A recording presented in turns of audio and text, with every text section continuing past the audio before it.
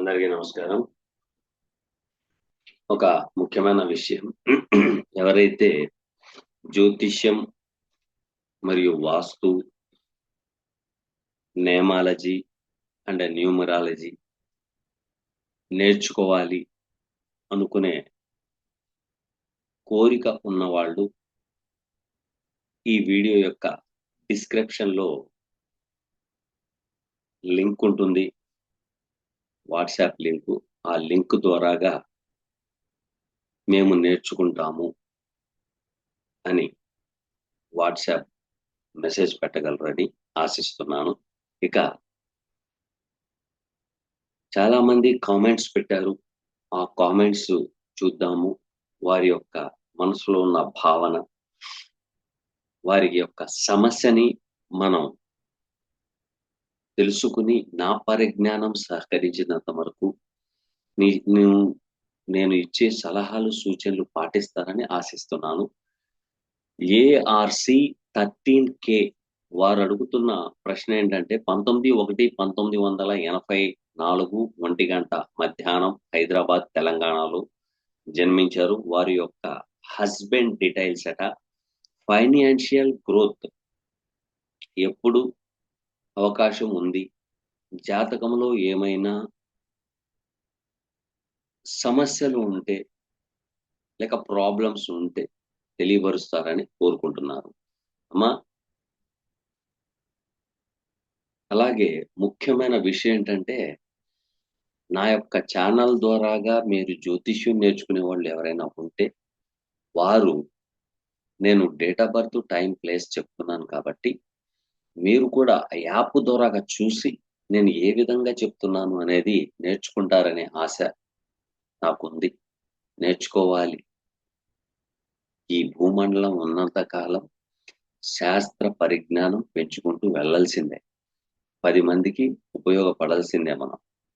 ఓకేనా? మన జీవితాలు కొవ్వొత్తు లాంటివి. 10 మందికి దారి చూపించేవి. అయితే ఆ దారి కూడాను కరెక్ట్‌గా చూపించాల.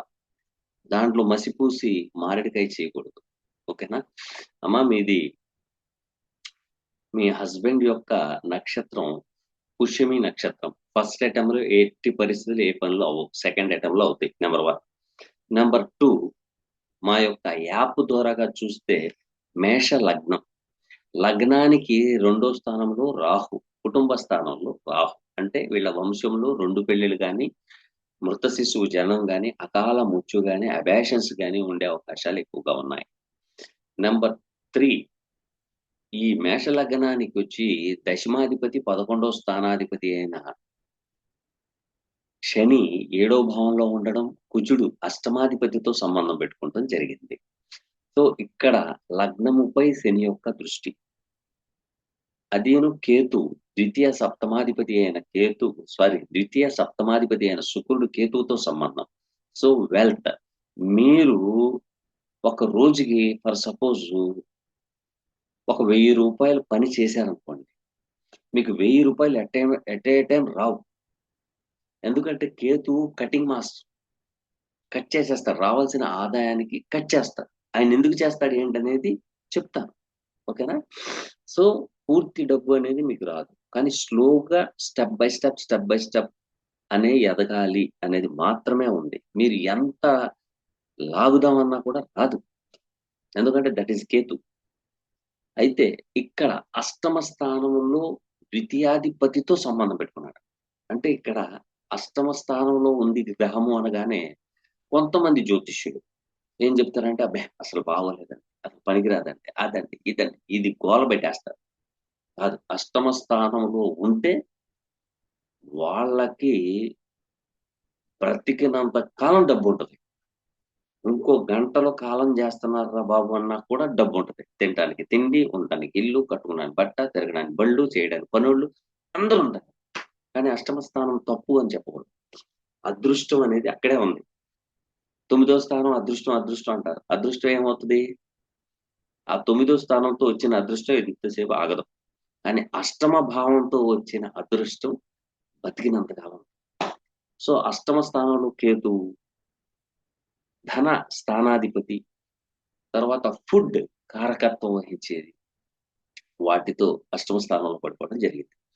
మీకు ప్రతి సంవత్సరానికి ఒక్కసారి రాహుకేతువుల పూజ చేయించాలి. నెంబర్ 1. నెంబర్ 2, అమావాస్య రోజున ఇద్దరికి భోజనం పెట్టండి.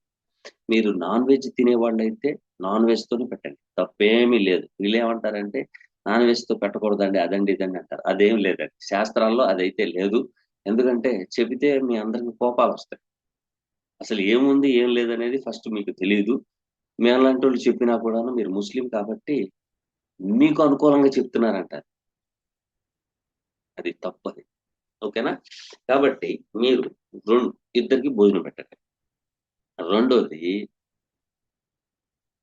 ఇక్కడ ఏం జరుగుతుంది అని చూస్తే లగ్నముపై 1/17/2023 నుంచి శని యొక్క దృష్టి పడుతుంది. సో, ఇక్కడ పనిలో ఆటంకాలు, శారీరక కష్టం ఇవి ఎక్కువగా ఉంటాయి. అయితే మీరు వారికి ఏం చెప్పండంటే రొటీన్‌గా వర్క్, రొటీన్‌గా వర్క్. ఆ వర్క్‌లో ఇన్వాల్వ్‌మెంట్ అయితే మాత్రం ఖచ్చితంగా ఫైనాన్షియల్ గ్రోత్ అనేది ఉంటుంది. అయితే ఆశ పడొద్దు. నంబర్ 1. దేని మీద కూడా ఆశ పెట్టుకోవద్దు. డబ్బు కోసం పరిగెత్తొద్దు. పరిగెడితే మాత్రం దొరకదు. ఎందుకంటే కేతు పరిగెత్తిచ్చే గ్రహం. ఒక్కసారి ఆగిపోయామంటే ఆ కేతు మళ్ళీ రిటర్న్ తిరిగి మన దగ్గరికొస్తది. దేని మీద కూడా ఆశ పడకూడదు. ఓకేనా?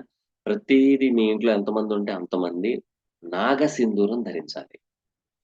రెండోది, మీ ఆయన గారు రూ. 10 సంపాదించుకొచ్చినా రూ. 1, రూ. 2 దానం చేయండి. అలాగే అడుక్కునే వాళ్ళకి డబ్బు రూపేణా గాని, ఫుడ్ రూపేణా గాని మీరు దానం చేస్తూ ఉండండి. మా దగ్గర ఏమీ లేదండి. రోజుకి ఒక 500 తీసుకొస్తాడండి అంటే, రూ. 10 తెచ్చినా రూపాయి ఇవ్వాల్సిందే. 500 తెచ్చినా కూడా రూపాయి ఇవ్వాల్సిందే. ఎందుకంటే ద్వితీయాధిపతి, ద్వితీయ అంటే ధనం. ద్వితీయ అంటే నోరు. ఆయన స్థానం కాడి నుంచి 9వ స్థానంలో చంద్రుడు కూర్చున్నాడు. చంద్రుడెవరు? ఆహారానికి కారకుడు. కాబట్టి ఆహారం పెట్టండి. పెడితే సరిపోతుంది. ఇబ్బందేం లేదు. రెండోది, మీ ఆయన గారు ఆహారం ఎవరికి పెట్టాలి? యుక్త కుర్రోళ్ళకా? కాదు. ముసలోళ్ళు గాని, లేక కుంటివాళ్ళు గాని, గుడ్డివాళ్ళు గాని ఎవరైనా సరే మెయిన్ హాస్పిటల్ అనేది తీసుకోండి. హాస్పిటల్ దగ్గర ఎవరికైనా మందు బిళ్ళలు కొనుక్కునే డబ్బులు లేకపోతే సహాయం చేయండి. లేకపోతే హాస్పిటల్ దగ్గరికెళ్ళి ప్రతిరోజు లేతే వారానికి ఒకసారి ఎళ్లి కూర్చొని ఒక అరగంట, గంట కూర్చొని అక్కడ హాస్పిటల్ దగ్గర ఎవరైతే ఆడుకునే వాళ్ళొస్తారో వాళ్ళకి దానం చేయమనండి. కాసేపు అక్కడ కూర్చొని రోజు వస్తూ ఉండండి. ఎళ్తా ఉండమన్నమాట. ఇదే రెమెడీ. ఇంక వేరేదేం ఉండదు. ఇదేంటంటే హాస్పిటల్‌కెళ్ళమంటున్నాడు అనుకుంటారేమో. నేను ఎళ్ళమంటుంది హాస్పిటల్ దగ్గర ఆ పరిసర ప్రాంతాల్లో. కానీ హాస్పిటల్ లోపలికెళ్ళాలంటే ఆరోగ్యం చెడితే ఎళ్తారు. ఆపరేషన్‌లయితే ఎళ్తారు. ఆ కర్మ బెటరా? ఈ కర్మ బెటరా? అనేది మీ ఇమాజినేషన్‌కి వదిలేస్తున్నా. ఓకేనా? అది హాస్పిటల్ దగ్గర పేదవాళ్ళకి దాన ధర్మాలు చేయండి అని స్క్రిప్ట్ ఉంది. అట్లాంటప్పుడు హాస్పిటల్ ఆపరేషన్ చేయించుకుంటూ వెళ్లి చేయించుకోవడం బెటరా? ముందలే మనం అంత దూరానికెళ్ళకుండా ముందలే మనం హాస్పిటల్ పరివార ప్రాదేశం ఆ ఏరియాని మనం యుటిలైజ్ చేయడం బెటరా? ఇది మీ ఇమాజినేషన్‌కి వదిలేస్తున్నా. ఓకేనా? పర్వాలేదమ్మా. బాగానే ఉంది. ఇబ్బందేం లేదు. చతుర్థంలో శని పుష్యమి నక్షత్రంలో ఉండడం. రెండోది, మీ ఆయన గారి జాతకం చూసినెమ్మటనే ఆహా! ఓహో! 3 పువ్వులు, 100 కాయలు అని కూడా చెప్పేస్తారు మనోళ్ళు. ఎందుకంటే ఇక్కడ 10వ భావములో రవి ఉన్నారు. అడ్మినిస్ట్రేషన్. అబ్బా! సూపర్. అది ఇది అంటారు. కానీ దశమ భావంలో రవి దిగ్బలం పొందుతారు. కానీ ఆ స్థానం శనికి సంబంధించింది. రెండోది పాపార్గళం ఇస్తుంది. ఆ సంగతి చెప్పరు. నిజంగా మీ జాతకంలో ఆహా! ఓహో! అయితే నాకు ప్రశ్న ఎయరు. ఓకేనమ్మా? నేను చెప్పింది చేయండి. చేస్తే సరిపోతుంది. ఓకేనా? Thank you. నెక్స్ట్‌కొచ్చా.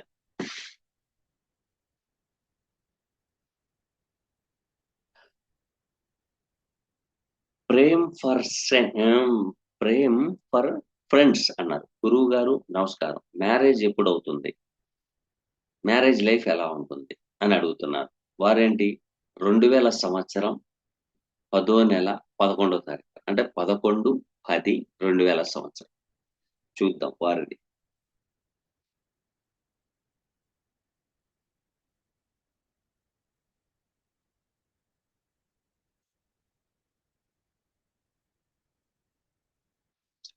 నవ 10వ తారీఖు 10వ నెల 11 11 10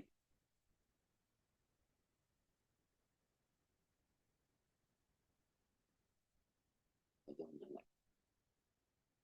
అక్టోబర్ 10వ నెల 11 10 2000 సంవత్సరం టైము 1:40 1:40 వీరు అడుగుతున్న ప్రశ్న పెళ్ళెప్పుడవుతది అని అడిగారు. అయ్యా, మీ దానికి సప్తమ భావాధిపతి చంద్రుడు. ఈ చంద్రుడికి సప్తమ భావానికి పాపార్గళం పట్టినది. పాపార్గళం పట్టింది. అయితే సప్తమాధిపతి అయిన చంద్రుడు 2లో ఉన్నాడు. అందుకనే వివాహం ఆలస్యం జరగడానికి కారణం. వివాహం ఆలస్యం జరగడానికి కారణం. ఇక వివాహం ఎప్పుడవుతుంది అంటే, ఫస్ట్ అనారోగ్యం చేస్తే హాస్పిటల్కి వెళ్ళాలి, లేకపోతే మందు బిళ్ళలు వేసుకోవాలి. వేసుకుంటే తగ్గుద్ది, లేకపోతే తగ్గదు. కాబట్టి మీరు చేయాల్సిన పని ఏంటంటే, ఫస్ట్ ఒక శనివారం అంటే శుక్రవారం, మీరు ఎక్కడ వాళ్ళో ఏంటో నాకు తెలియదు, ఆంధ్రానో తెలంగాణ ఏదో నాకు తెలియదు, ఏ రాష్ట్రంలో ఉండనివ్వండి, మనకు అనవసరం. శనివారం రోజున రాహుకేతుల పూజ శ్రీకాళహస్తిలో చేయాలి. ఇదేంటండి, కాకానీలో చేయకూడదా, లేకపోతే మన మోపిదీవులో చేయకూడదా అని మీరు అనుకుంటారు. మీకు అనారోగ్యం చేస్తే ఎంఎస్ డాక్టర్ దగ్గరికి వెళ్తారా, ఆర్ఎంపీ డాక్టర్ దగ్గరికి వెళ్తారా? స్వయంభూ అది, అక్కడికి వెళ్ళి చేయాల్సిందే. చేస్తేనే మీకు ఈ నెల మే తర్వాత నుండి వివాహం జరిగే అవకాశాలు ఎక్కువగా ఉన్నాయి. రాహుకేతుల పూజ చేయించుకోండి. అలాగే మీరు ఏం చేయాలంటే, కాళ్ళకి చెప్పులు లేకుండా వాకింగ్ చేయండి. మీ పెరట్లో మొక్కలుంటే మొక్కలకి కుదుర్లు చేయండి. మీరు మంచం మీద పడుకోకుండా భూమి మీద పడుకునే ప్రయత్నం చేయండి. భూమిని ఎంత మీరు యుటిలైజ్ చేస్తారో అంత మంచి ఫలితాలున్నాయి. మీరు ఎంతైతే భూమిని యుటిలైజ్ చేయరో, వచ్చిన భార్య మూలంగా వేధింపబడడం ఖాయం. మొక్కలకి నీళ్లు పోయండి. ఓకేనా? మీ చేత్తో మొక్కల్ని నరకమాకండి, చంపకండి. ఓకేనా? మొక్కలకి నీళ్లు పోయండి. ఇక రాగి చెట్టుకు పోస్తే ఇంకా మంచిది, ఇబ్బంది ఏమీ లేదు. మీకు వివాహానికి అనుకూలమైన స్థితిగతులు మీకు ఇప్పుడు వస్తున్నాయి. ఈ నెల మే తర్వాత నుంచి వస్తాయి. బాగానే ఉంది, ఇబ్బందిదాయకమైన వాతావరణం ఏమి లేదు. చదువు తగ్గట్టు ఉద్యోగం రాదు, వచ్చినా కూడా మీరు అనుకున్నంత ప్యాకేజీ రాదు. నెమ్మదిగా అంచెలంచెలు ఎదిగే అవకాశాలు ఎక్కువగా ఉన్నాయి. ఓకేనా? మీకు వివాహం అయిన తర్వాత, సంతతి కలిగిన తర్వాత, సంతానం కలిగిన తర్వాత స్క్రిప్ట్ అయితే అద్భుతం, మహా అద్భుతంగా ఉంది. చాలా బాగుంది. ఇబ్బందిదాయకమైన వాతావరణం అయితే సూచించట్లేదు. మొన్నటిదాకా ఏలినాటి శని ఉన్నది. లగ్నానికి ఏలినాటి శని, చంద్రాత్తు కూడా ఏలినాటి శని. ఇప్పుడు చక్కగా ఏలినాటి శని దాటిపోయిన తర్వాతే నా వీడియో మీరు చూసుంటారు. కాబట్టి మీరు ప్రశ్న అడిగారు. కాబట్టి బాగానే ఉంది. ప్రతిరోజు నాగసింధూరం పెట్టుకోండి. ప్రతిరోజు గరికెతో వినాయకుడికి పూజ చేయండి. Better luck. మీకు మంచి సంబంధం కూడా వచ్చే అవకాశం ఉంది. ఇబ్బందిదాయకమైన వాతావరణం ఏమీ సూచించట్లేదు. ఇప్పుడు షష్టాధిపతి మరియు భాగ్యాధిపతి అయిన బుధుని యొక్క మహాదశ జరుగుతుంది. ఆ బుధ మహాదశలో బుధ భుక్తే జరుగుతుంది. ఈ బుధ భుక్తిలో కూడాను మీకు ఉద్యోగం గాని, వ్యాపారం గాని, ఉద్యోగం లేకపోతే ఉద్యోగం వస్తది. వ్యాపారం చేస్తుంటే ఎదుగుదల వస్తది. ఎదుగుదల వచ్చేస్తది. అలాగే మీ లైఫ్‌లో మీరు గుర్తుపెట్టుకోవాల్సిన ముఖ్యమైన పాయింట్స్. మీ దగ్గర 50,00,000 ఉన్నాయి. 50,00,000తో వెంటనే ఎళ్ళిపోయి ఇల్లు కొనేయమాకండి. లేకపోతే 50,00,000 పెట్టి ఇల్లు కట్టేయమాకండి. మనం అప్పు తీసుకోవాల్సిన అవసరం ఏంటి అని. కానీ అప్పు లేకుండా మీరు ఇల్లు తీసుకున్నా, ఇల్లు కొన్నా కూడాను మళ్ళీ దాంట్లో వాస్తు దోషాలొచ్చి నానా బాధలు పడి మళ్ళీ అది అమ్మేయడం జరుగుద్ది. లేదు కాదంటారా? ఆ అప్పు లేకుండా మీరు చేసి లాస్ట్‌కి అనారోగ్యాలు అవుతున్నాయిరా బాబు ఇల్లు అని అమ్మేసుకునే అవకాశం ఉంది. కనీసం మీ దగ్గరికి 50,00,000 ఉండి ఇల్లు కట్టుకునే స్తోమత మీ దగ్గర ఉండినా కూడాను మినిమమ్ ఒక 5,00,000 లోన్ తీసుకోండి. లోన్ తీసుకొని ఇల్లు కట్టండి. ఇల్లు కడితేనే అప్పుడు కలిసొస్తుంది. లేతే కలిసి రాదు. ఓకేనా? Thank you very much. చాలా మంది డబ్బులున్నాయి గదా! మళ్ళా అప్పు ఎందుకు తీసుకోవాలి? ఆ ఎదవ టెన్షన్ అంత అవసరమా? అని మనం అనుకుంటాం. కానీ మీ స్క్రిప్ట్ ఏం చెప్పుద్ది? అప్పు తీసుకునే ఇల్లు కట్టుకుంటది. అప్పు అనేదేంటి? ఆరో భావం. శత్రువు, రుణము, రోగము అంటున్నాం ఆరో భావం. ఆరవ భావాధిపతి 9వ భావాధిపతి బుధుడు. ఈ బుధుడు శుక్రుడితో సంబంధం పెట్టుకొని, పంచమ దశమాధిపతితో సంబంధం పెట్టుకొని, 10వ భావంలో ఉండి, సప్తమ దృష్టితో 4గో భావాన్ని చూస్తున్నాడు. 4గవ భావాన్ని చూస్తున్నాడాయన. కాబట్టి ఈళ్ళు ఖచ్చితంగా మీరు అప్పు తీసుకునే పని చేయండి. మీ దగ్గర ఉండొచ్చు. రూ. 1,00,00,000 10,00,00,000 ఉండొచ్చు. కానీ వితౌట్ అప్పు లేకుండా చేస్తే మాత్రం అది ఎట్టి పరిస్థితుల్లో సక్సెస్‌ఫుల్ కాదు. ఓకేనండి. Thank you. Next question. Iron man, iron man గారు అడుగుతున్న ప్రశ్న ఏంటంటే, గురువుగారు నా చార్ట్‌లో ఆరో స్థానంలో 6 స్థానానికి, 7వ స్థానానికి రెండిటికిను 36 పాయింట్స్ వచ్చాయి. ఇచ్చారంటే ఆ స్థానాల్లో ఏం జరుగుతుంది? ఏం జరుగుతుంది? చాలా చక్కటి ప్రశ్న. 36 పాయింట్లు. ఇక్కడ చూడండి. భిన్నాష్టక వరకు, సర్వాష్టక వరకు 2 ఉన్నాయి. దీంట్లో కేవలం మన జ్యోతిష్యులు ఏం చెప్తారంటే 36 పాయింట్లొచ్చినియి సూపర్. అరే 23 పాయింట్లొచ్చినియి బాగోలేదు. ఇదే చెప్తారు. కానీ పరాశర మహర్షి ఏం చెప్పారు అనేది మాత్రం చెప్పరు. ఎట్టి పరిస్థితిలో చెప్పరు. లగ్నాత్తు, లగ్నాత్తు సర్వాష్టక వర్గులో ఎన్ని పాయింట్స్ వచ్చినా కూడాను ప్రతి పాయింట్స్ కానించి, ఆరో భావం కానించి ఎనిమిదో భావం ఏదో చూడండి ఒకసారి. లగ్నం అవుతది. ఓకేనా? ఇక్కడి నుంచి 6 నుంచి 6 అంటే 11 అవుతది. 11ను 12వ భావం, ఏడో భావం అవుతది. ఎనిమిదో భావం లగ్నం అవుతది. సో, ఇక్కడేమవుతది అంటే, మీ యొక్క సిన్సియారిటీయే మీకు ఇబ్బందులు కలిగిస్తది. మీ సిన్సియారిటీయే మీకు ఇబ్బందులు కలిగిస్తది. ఓకేనా? మంచిదే. సిన్సియర్‌గా ఉండటం మంచిదే. కానీ మన భారతదేశం కదా! మీరు సిన్సియర్‌గా ఉంటే పక్కనోడికి ఇబ్బందే కదా! ఇలా అంటున్నాను అనుకోమాకండి. ఎందుకంటే నిజం చెప్పే వేప చెట్టు చేదుగానే ఉంటది. సిన్సియర్‌గా ఉన్నవాళ్ళు ఎట్టి పరిస్థితిలో పనికిరారు. మసిపూసి మారేడుకాయ చేసేసి, ఆహా! ఓహో! అని చెప్పేసి మీ దగ్గర రూ. 4 లాగేసుకున్నాం అనుకోండి సరిపోయిద్ది. మీరు లగ్నం ఇచ్చుంటే బాగుండేది. ఫలానా లగ్నానికి 36 పాయింట్లొచ్చినాయంటే చెప్పేవాడిని. దానికి ఇంకా కొంత ప్రిడిక్షన్ చెప్పేవాడిని. బాగుంది. ఇబ్బందేమి లేదు. కానీ ఆ 36 పాయింట్లలో మీ లగ్నానికి యోగ కారకులు ఎన్ని పాయింట్స్ ఇచ్చారు? మీకు కావాల్సింది ఏంటి? అనేది మీరు అడగల. కాబట్టి నేను చెప్పలేను. Thank you. Next question.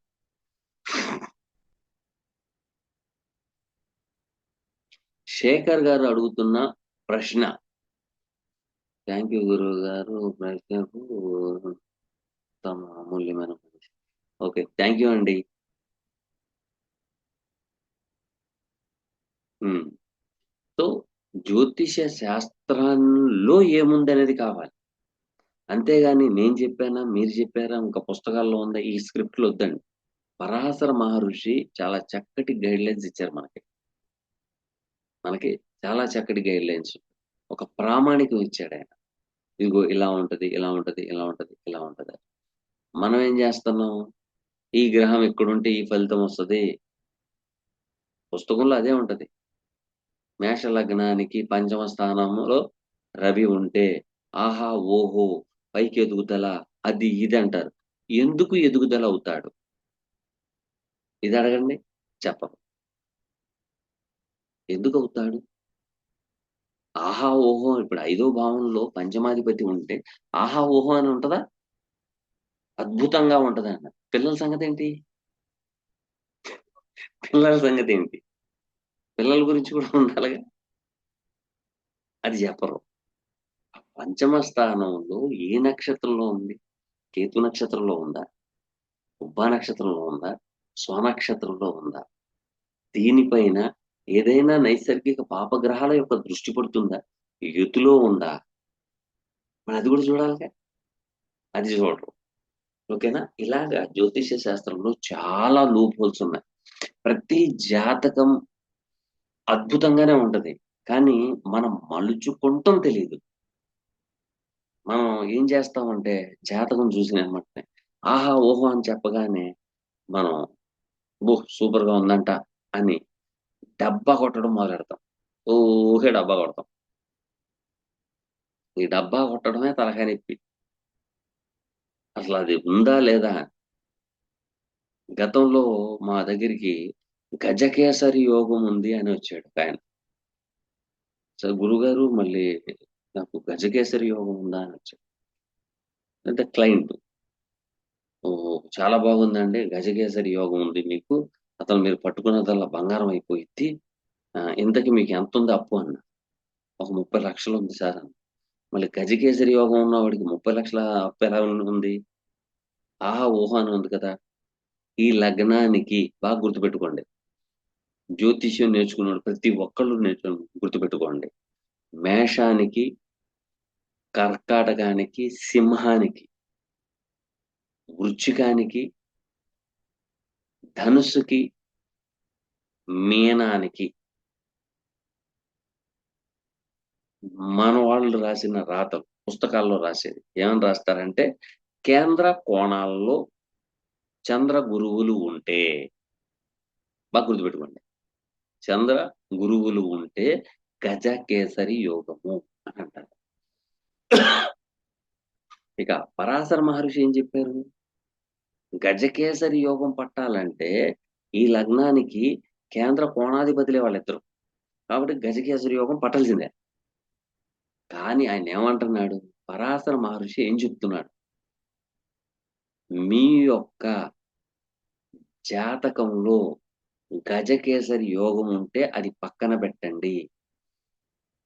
డి9 చార్ట్‌లో కూడాను అలాగా ఉంటేనే మీకు గజకేసరి యోగం పట్టుద్ది. లేదా పడదు అని చెప్తున్నాడాయన. మనోళ్ళేం చెప్తున్నారు? మీకా తెలీదు. మీరెళ్ళినాయన ఏం చెప్తారంటే, ఆహా! గజకేసరి యోగం ఉంది, చంద్రమంగళ యోగం ఉంది, మాలవ్య యోగం కూడా ఉంది దీంట్లో అని చెప్తాడు. తీరా చూస్తే అప్పుల పాలైపోయి ఉంటారు. మళ్ళీ దాని సంగతేంటి? సో, ఇటువంటి కొన్ని లూప్ హోల్స్ ఉన్నాయి. ఆ లూప్ హోల్స్ మీకెవరు చెప్తారు? నమ్మకంతో వస్తారు. ఓకేనా? నమ్మకంతో వస్తారు. నమ్మకంతో వచ్చినోళ్ళకి జ్యోతిష్యం ఉన్నది ఉన్నట్టుగా చెప్పడమే గదా! బాబు నీకు గజకేసరి యోగం ఉంది. ఇది డి1 చార్ట్‌లో ఉంది. డి9 చార్ట్‌లో కూడా ఉంది. కాబట్టి నువ్వు ఈ విధంగా నడు. ఈ పనిలో ఇన్వాల్వ్‌మెంట్ అవ్వు. నువ్వు ఈ దిశ వైపుకి నడు. నువ్వు ఈ సబ్జెక్ట్ చదువు. నేను చదువులేదు. నువ్వు ఈ పని చెయ్యి. దాంట్లో నీకు ఈ విధంగా కలిసొస్తుంది అని చెప్పాల. అది చెప్పరు. గజకేసరి యోగం అనగానే అబ్బో! నాకేదో పట్టేసిందిరా బాబు అని. ఇప్పుడు మన యూట్యూబ్‌లో కూడాను చాలా మంది చెప్తున్నారు. ఈ రాసుల వాళ్ళు కనీసం 100,00,00,000 సంపాదిస్తారు. 100,00,00,000 సంపాదించడం ఏంటి? ఉన్న వాస్తవం చెప్పుకుంటానంటే పెరుగుట, విరుగుట కొరకే అన్నారు పెద్దలు. మీ దగ్గర డబ్బు ఉంది అంటే రోగం ఉంది అని అర్థం. డబ్బు ఉంది అంటే మీ దగ్గర రోగం ఉంది అని అర్థం. ఆ సంగతి ఎవరు చెప్పరు. ఇదేంటండి సాయిబు గారికి చేదస్తం ఎక్కువ అనుకుంటా. డబ్బుంటే రోగం ఉన్నాడు అంటాడేంటీయన? అసలు నీకు తెలుసా? ఆ! యెస్. తెలుసు. డబ్బు ఉన్నదంటే దొంగెత్తుకుపోతాడేమో! ఎవడైనా దోచుకుపోతాడేమో! ప్రాపర్టీ ఉంటే కబ్జా చేస్తాడేమో! లేతే ఎవడైనా ఏదైనా చేస్తాడేమో! అని ఈ ఎదవ టెన్షన్‌లతోనే మీకు ఒక రోగాన్ని మనసులో ఉద్భవిస్తది. పుట్టుద్ది. ఆ పుట్టిన రోగం మీరు పోయేదాకా పోదది. ఇప్పుడు అడుక్కునేవాడు ఉన్నాడు. 4 ఇళ్ళు తిరుగుతాడు. ఏదో సద్దనం, బొద్దనం దొరుకుతుంది. తినేస్తాడు. ప్రశాంతంగా పడుకుంటాడు. మళ్ళీ లెగుస్తాడు. మళ్ళీ గిరగిరా తిరుగుతాడు. దొరుకుతది. తింటాడు. ప్రశాంతంగా పడుకుంటాడు. వాడికి ఎనాఫిలిస్ దోమ కుట్టినా గూడాను మలేరియా రాదు. అదే మనకి పిచ్చి దోమ కుట్టిందనుకోండి, జలుబు, జ్వరం, టైఫాయిడ్ అవసరమొస్తాయి. మలేరియా ఇయన్నీ వచ్చేస్తాయి. అంటే ఏంటిక్కడ? అడుక్కుని తిన్నవాడు జీవితంలో వాడికి రోగాలు రావు. మనకి రోగాలెందుకొస్తున్నాయంటే ఇమ్యూనిటీ పవర్ మన దగ్గర ఉండదు. మన దగ్గర ఉండదు. అందుకని మనకి జబ్బులొస్తాయి ఎక్కువగా.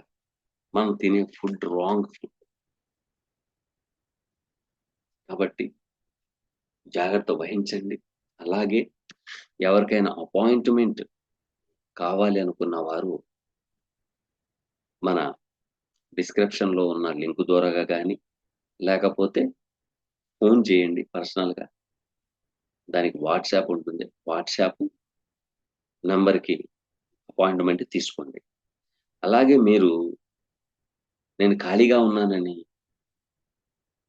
ఊకే ఫోన్‌లు చేయమాకండి. నేను రోజు మొత్తం మీద నేను ఖాళీగా ఉన్నానంటే, నేను చెప్పాలి అంటే కనీసం గంట, గంటన్నర పట్టుద్ది. ఎందుకంటే మొత్తం పాయింట్లు చూడాలి. మీ యొక్క date of birth, time, place ఇచ్చినప్పుడు జాతకం చూడాలి. నవాంశ చక్రం ఎలా ఉంది చూడాలి. నేనదే చెప్పేది. టీ1 చార్ట్ చూడాలి. అలాగే నవాంశ చక్రం చూడాలి. చూసిన తర్వాత ఆ రెండిటికి మెర్జ్ చేయాలి. చేసి మహాదశ ఏంటి, అంతర్దశ ఏంటి, విదశ ఏంటి, సూక్ష్మదశ ఏంటి ఇది చూడాలి. ఇది చూసిన తర్వాత గోచారంలో గ్రహాలు ఎక్కడెక్కడ ఉన్నాయి, వీళ్ళకి శుభ ఫలితం ఇస్తున్నాయా, అశుభ ఫలితం ఇస్తున్నాయా? శుభ ఫలితం ఇస్తే పర్వాలేదు. అశుభమైన ఫలితం ఇస్తుంటే అప్పుడు మీరేం చేయాలంటే పూజ గాని, దానం గాని, ధర్మం గాని ఆ గ్రహము ఏం కోరుకుంటుందో ఆ గ్రహము యొక్క వర్క్‌లో ఇన్వాల్వ్‌మెంట్ అవుతారు. నేను డబ్బులు ఖర్చు పెట్టి నేను చెప్పను నేను. ఎందుకంటే ధనికులుకి డబ్బులు ఖర్చు పెడతారు. పేదవాళ్ళు ఎక్కడి నుంచి తీసుకొస్తారు? చెప్పండి. పేదవాళ్ళు ఎక్కడి నుంచి తీసుకొస్తారు? ధర్మ వడ్డీ రూ. 10 పెట్టి తీసుకొచ్చి నేను చెప్పిన రెమెడీస్ చేయాలా? కాదు. ఆ రెమెడీస్ చేస్తున్నారంటే మీ సంకల్పంలో ధనం కోసం చేస్తున్నారు. భగవంతుడి కోసం చేయట్లేదు. భగవంతుడి కోసం మీరు భగవత్ సంకల్పంతో చేయండి. ఖచ్చితంగా ఫలితాలొస్తాయి. ఓకేనండి. Thank you. Thank you. Thank you. Thank you very much.